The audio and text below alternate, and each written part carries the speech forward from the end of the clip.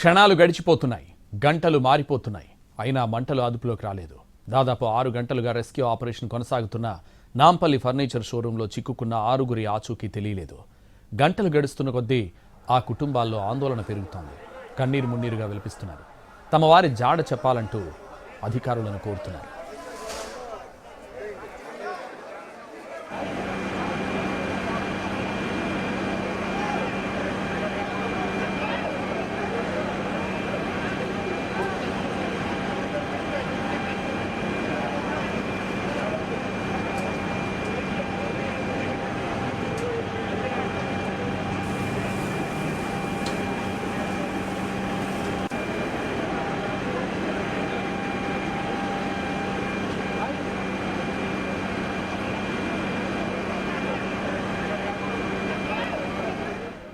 భవనం లోపల మొత్తం 6గురు చిక్కుకున్నారు.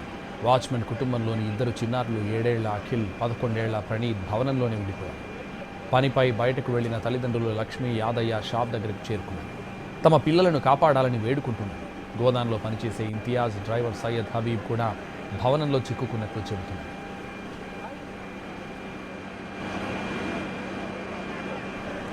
బిల్డింగ్లో ఫర్నిచర్ ఉండడంతో మంటలు అదుపులోకి రావడం లేదు. ఫైర్ సిబ్బంది గంటల తరబడి శ్రమిస్తున్నారు. దట్టమైన పొగ ఎగిసిపడుతుండడంతో రెస్క్యూ బృందాలు లోపలికి వెళ్ళలేకపోతున్నాయి. ఇప్పటికే రోబో ఫైర్ మిషన్ రప్పించారు. స్కై ల్యాడర్తో పై అంతస్తుల గ్లాసులను బ్రేక్ చేసి మంటలను అదుపులోకి తెచ్చే ప్రయత్నం చేస్తున్నారు. ఇటు సెల్లార్ కూడా చుట్టూ ఏర్పాటు చేసిన రేకులు, అడ్డు గోడలను జేసీబీలతో తొలగించే ప్రయత్నం చేస్తున్నారు. ఇప్పటికే ఎన్డీఆర్ఎఫ్ సిబ్బంది కూడా చేరుకున్నారు.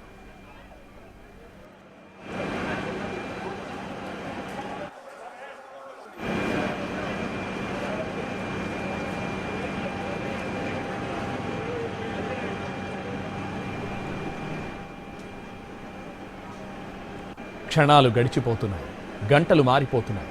అయినా మంటలు అదుపులోకి రాలేదు. దాదాపు 6 గంటలుగా రెస్క్యూ ఆపరేషన్ కొనసాగుతున్న నాంపల్లి ఫర్నిచర్ షోరూంలో చిక్కుకున్న 6గురి ఆచూకీ తెలియలేదు. గంటలు గడుస్తున్న కొద్దీ ఆ కుటుంబాల్లో ఆందోళన పెరుగుతోంది. కన్నీరు మున్నీరుగా విలపిస్తున్నారు. తమ వారి జాడ చెప్పాలంటూ అధికారులను కోరుతున్నారు.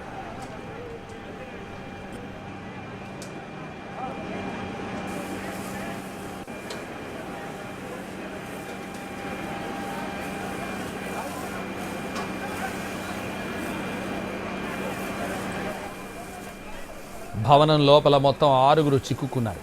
వాచ్మెన్ కుటుంబంలోని 2 చిన్నారులు 7 ఏళ్ల అఖిల్, 11 ఏళ్ల ప్రణీత్ భవనంలోనే ఉండిపోయారు. పనిపై బయటకు వెళ్లిన తల్లిదండ్రులు లక్ష్మి, యాదయ్య షాప్ దగ్గరకు చేరుకున్నారు. తమ పిల్లలను కాపాడాలని వేడుకుంటున్నారు. గోదాంలో పనిచేసే ఇంతియాజ్, డ్రైవర్ సయ్యద్ హబీబ్ కూడా భవనంలో చిక్కుకున్నట్లు చెబుతున్నారు.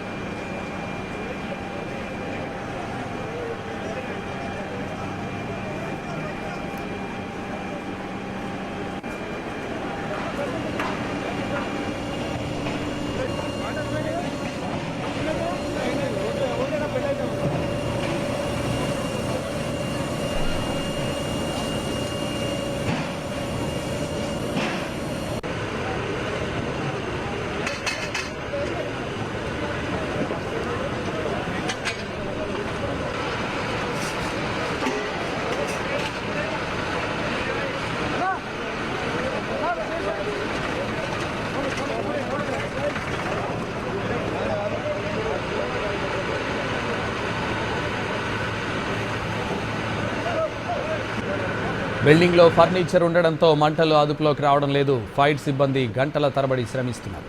దట్టమైన పొగ ఎగసిపడుతుండడంతో రెస్క్యూ బృందాలు లోపలికి వెళ్ళలేకపోతున్నాయి. ఇప్పటికే రోబో ఫైర్ మిషన్ను రప్పించారు. స్కై ల్యాడర్తో పై అంతస్తుల గ్లాసులను బ్రేక్ చేసి మంటలను అదుపులోకి తెచ్చే ప్రయత్నం చేస్తున్నారు. ఇటు సెల్లార్ చుట్టూ ఏర్పాటు చేసిన రేకులు, అడ్డు గోడలను జేసీబీలతో తొలగించే ప్రయత్నం చేస్తున్నారు. ఇప్పటికే ఎన్డీఆర్ఎఫ్ సిబ్బంది కూడా చేరుకున్నారు.